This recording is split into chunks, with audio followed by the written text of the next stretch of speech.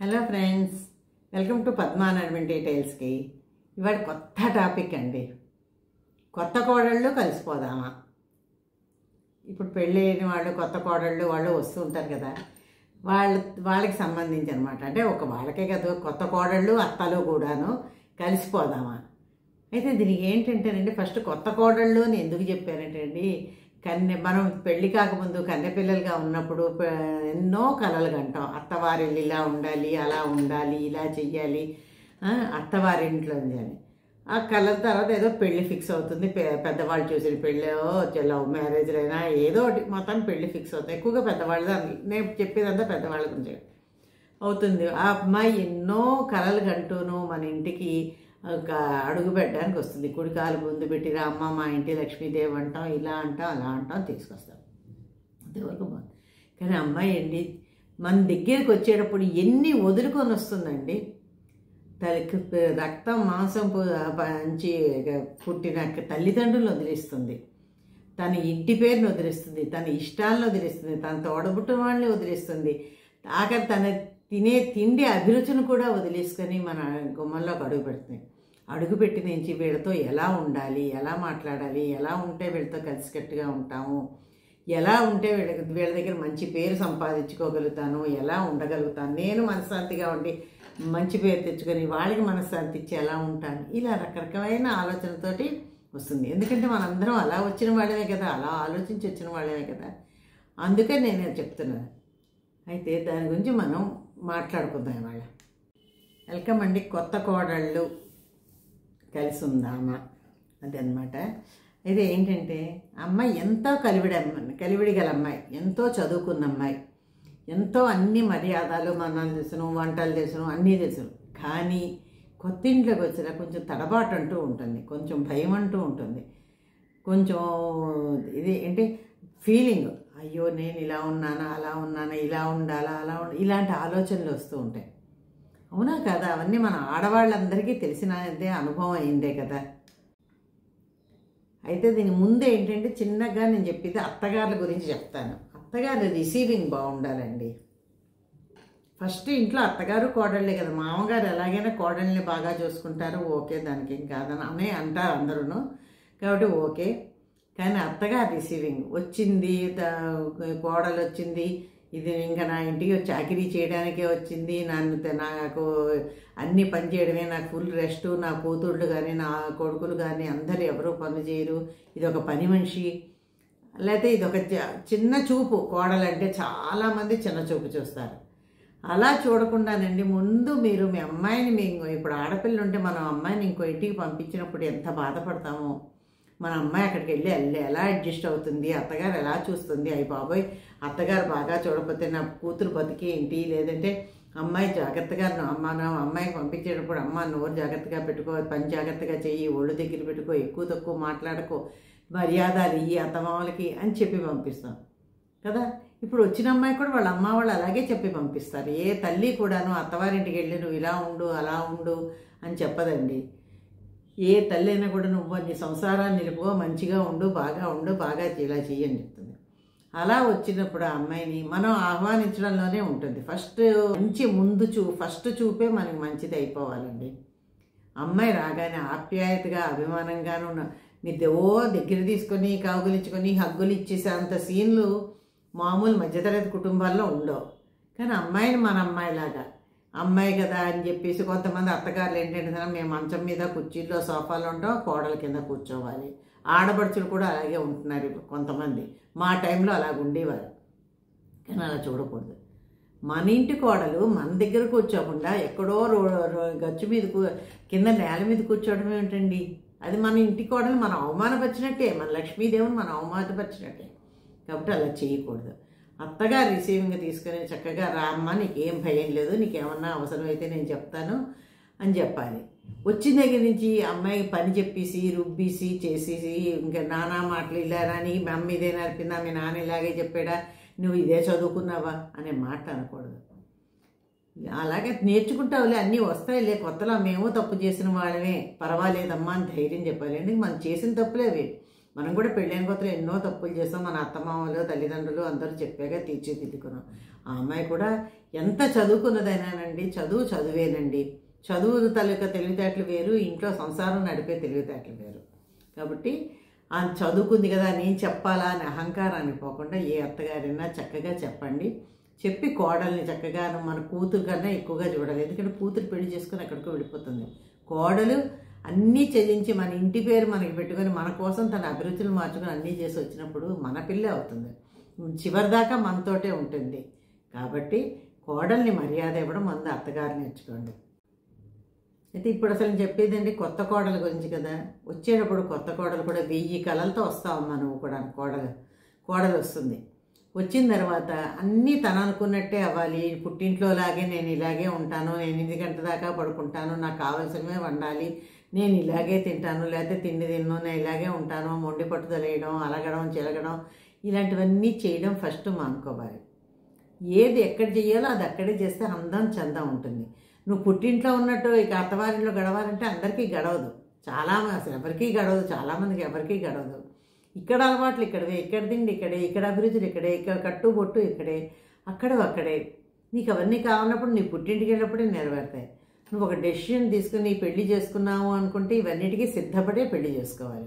వచ్చిన దగ్గర నుంచి నువ్వేవో ఆలోచనతో వచ్చావు, ఇంట్లో అంతా నెగిటివ్గా చూడడం. అత్తగారంటే అబ్బా అత్తగారు ఇలాంటిది, అత్తగారు చదువుకున్నది అవ్వచ్చు, చదువుకోలేనిది అవ్వచ్చు. చదువుకోలేదని చిన్న చూపు చూడకూడదు.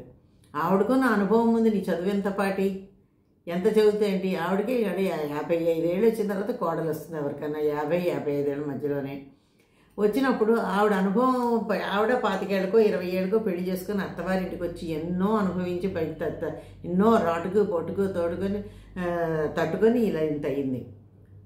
అలాంటి మనిషికి నువ్వు లెక్క చేయకుండాను నేను చదువుకున్నాను నువ్వెంత అని అత్తగారితో నిర్లక్ష్యంగా ఉండకండి. వ్యతిరేకత ముందు ఏమిటంటే మీరు ఇంట్లోకి అడుగు పెడుతూనే పాజిటివ్గా ఆలోచించండి. వీళ్ళందరూ నా వాళ్ళు, నేను వీళ్ళతో ఉండాలి, వీళ్ళకి తోటి సహాయ సహకారాలతో నేను కూడా కుటుంబాన్ని పైకి తీసుకెళ్ళాలి, ముందుకు సాగించాలి.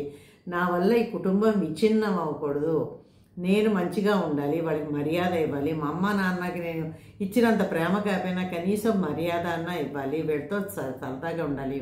బావగారులు, తోటికోడళ్ళు, వాళ్ళ మరుదులు, తోటికోడళ్ళు, ఆడపడుచులు, మొగుళ్ళు, వాళ్ళ పిల్లలు అందరూ ఉంటారు.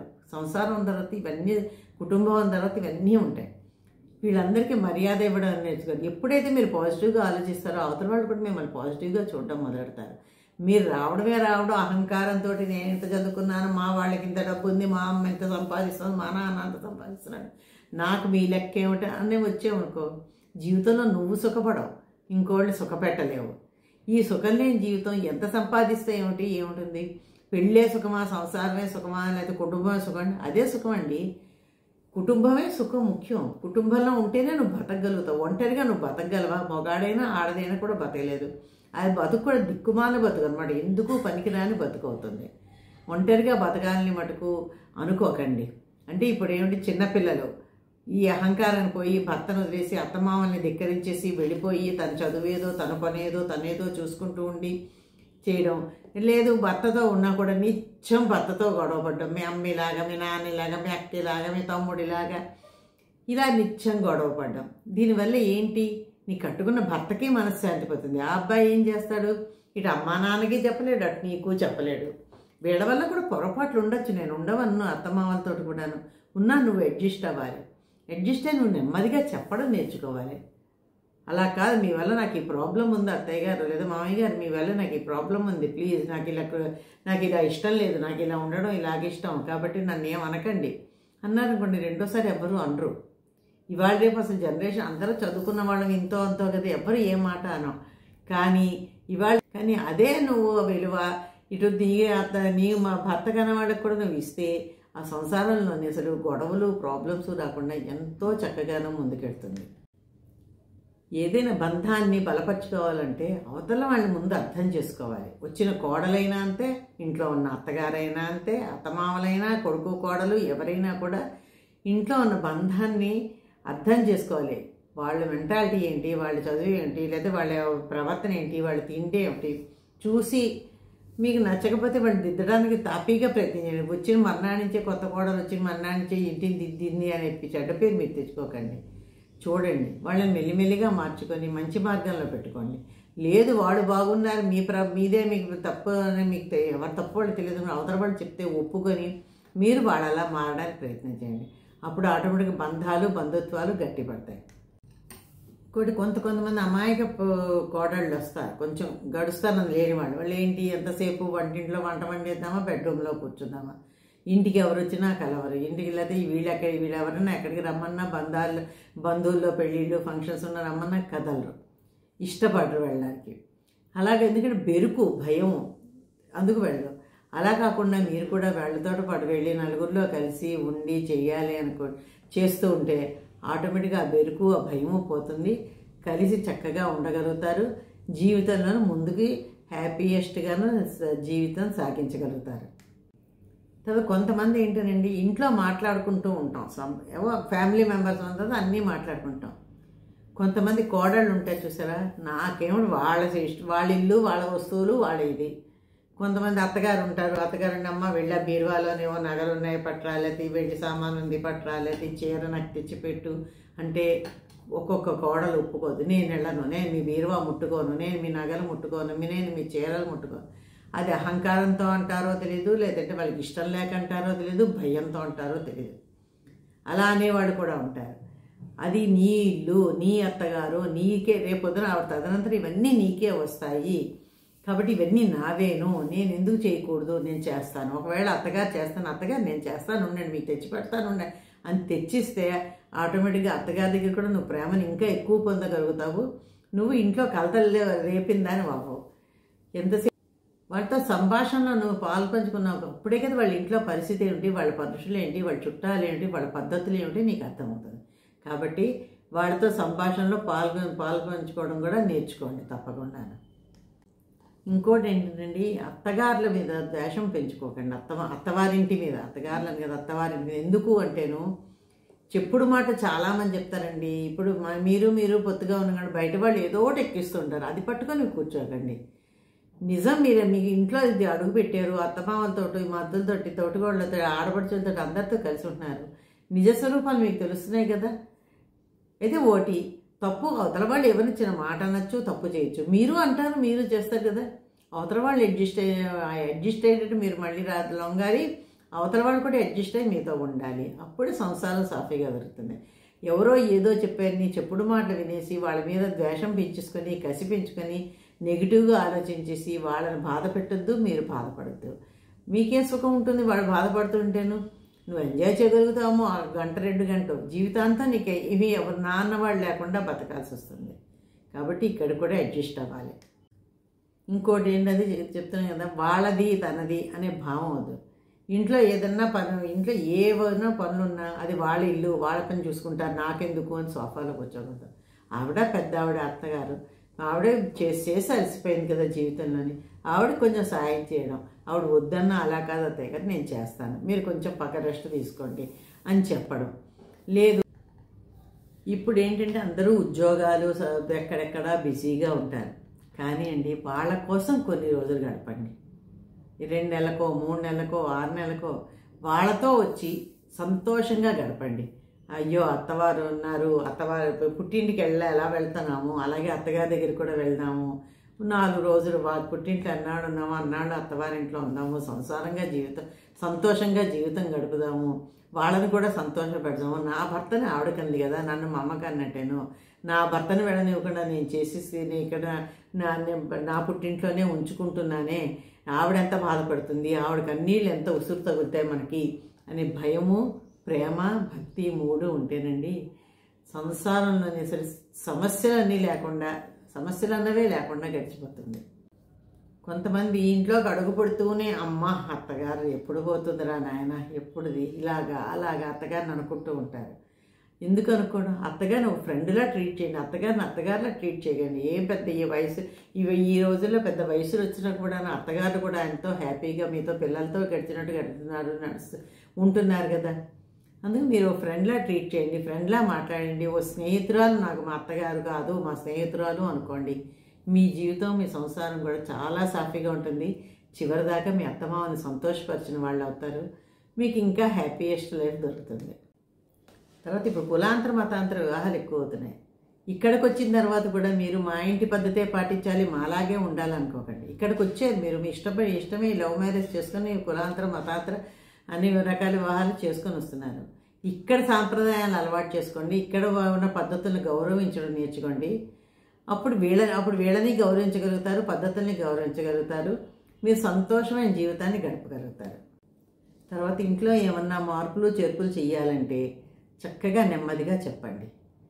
చెప్పేసి అదే ఒక మాట అనేసి మొక్కుబడిగా అక్కడి నుంచి వెళ్ళిపోవడం కాదు. అలా కాదు, దీనివల్ల ఇలా చేస్తే ఇలా అవుతుంది, ఈ కష్టం ఉంది, ఈ సుఖం ఉంది, వివరంగా చెప్పండి. అవతల వాళ్ళు పాటించారా, పెద్దవాళ్ళు అత్తగారు కానీ భర్త కానీ ఇంట్లో ఫ్యామిలీని పాటించారా, ఓకే. పాటించలేదు అనుకోండి, ఆ పని ఏమైనా చెడిపోయింది అనుకోండి, సరే వాళ్ళ ఇష్టం అనేసి నా కామ్గా ఉండండి. నేను చెప్పానా, మీరు వినలేదు అంతే, అందుకే అది చెడిపోయింది, మీకు చెప్తే వినరు అని దెప్పి పడవకండి అత్తవాళ్ళని ఎప్పుడు కూడా. అలా దెప్పి పడుతున్నందువల్ల వాళ్ళని బాధ పెట్టిన వాళ్ళు అవుతారు తప్ప మీరేం వాళ్ళు సంతోషపెట్టిన వాళ్ళు అవరు. ఒక మాట ఎప్పుడూ జారకూడదు. అందుకే అంటారు కాలు జారితే తీసుకోవచ్చు కానీ మాట జారితే తీసుకోకూడదని. ఇదండి నేను చెప్పదలుచుకున్న మా టాపిక్కి వల్ల. కొత్త కోడళ్ళు కలిసిపోదామా అని ఒక అత్తగారు అడిగింది అనమాట. ఏంటి ఈ టాపిక్ అంతా అది.